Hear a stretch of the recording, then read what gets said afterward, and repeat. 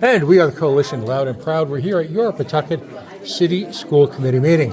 As is our tradition, School Committee Chair Jay Charbonneau is spending some time with us in what we've come to call Chairman's Corner, which is a really quick recap of some of the events of what can be a long, I don't want to say drawn out because the details are important, but it's not light reading, folks. And there's a lot of work that goes on beyond the scenes and in meeting that can, for folks who aren't deeply involved, can seem, well, like a lot of really hard work. And that's what goes on in preparation for and in the conduct of these meetings. Two issues tonight that came front and center. Number one, of course, the safe schools. Where does that stand right now?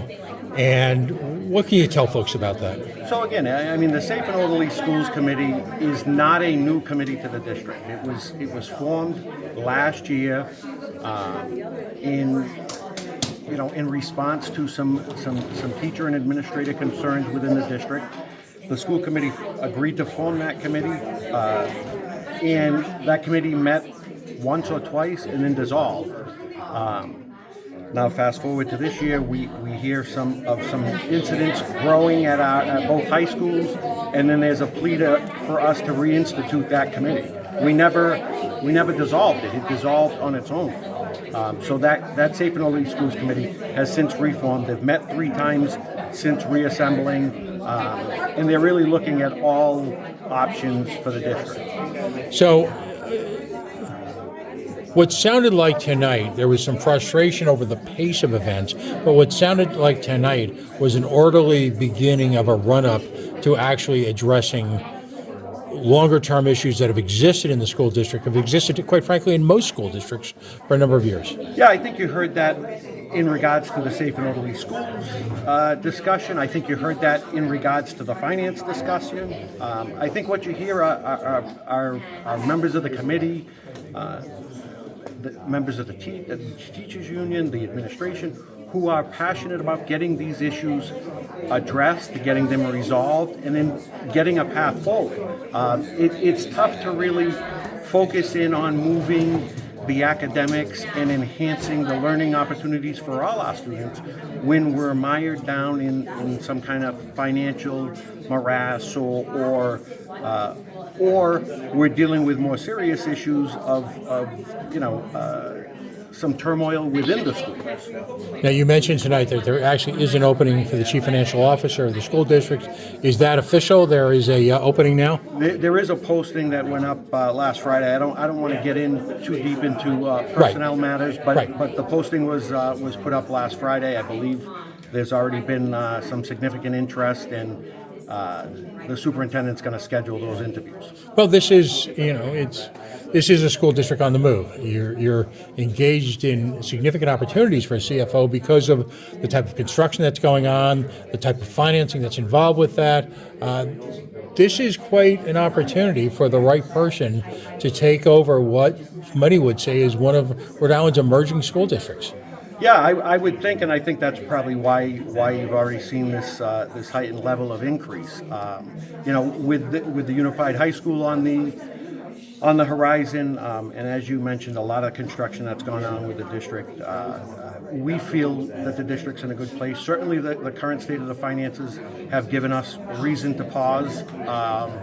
But we're confident that we're going to get those resolved. Is it fair to say that the issues surrounding the financing are perhaps more a function of organization and administrative tools as opposed to an actual deficit in the school's monies? That's absolutely fair to say. I think this is administrative in nature, and this school financing is a specialty in the financing world itself. Right.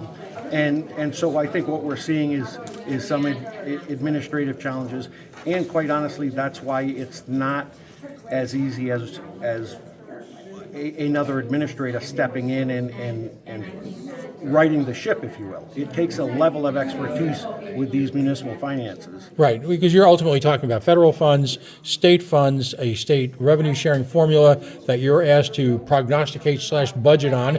You're talking about a school population like many mill cities in New England that's in a constant state of flux.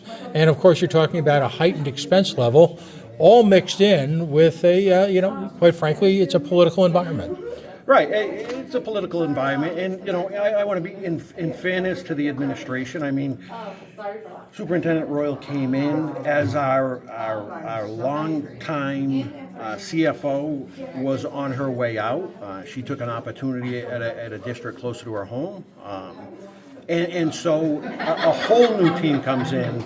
And when you operate a district this size and this complex, everybody's got to bring it every day. And I think the superintendent has recognized that sense of urgency, and I look forward to moving beyond this issue to address some of the things that are going to bring a meaningful change to the district. Right. In closing, I think if there's a takeaway, average Rhode Islanders who are not involved in the day-to-day operations of a sophisticated, complicated school system have a newfound understanding of just the level of expertise that's necessary to run this at a high level. Yeah, and listen, I said it when our prior CFO left.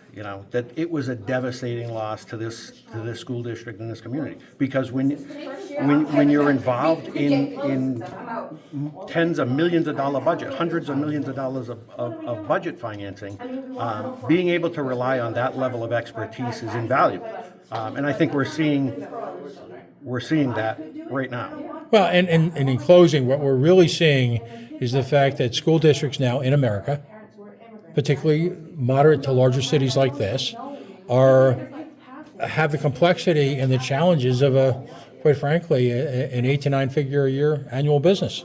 Yeah, absolutely. I mean, it is to your point earlier of the federal funds, the grant funding, some of these funds, the COVID relief funds that have an expiration date and were only allowed to be used on certain things. I mean, there are a lot of moving parts to a district this size from a financial perspective. That's why we need someone who's in here, engaged, dialed in, and ready to move us forward.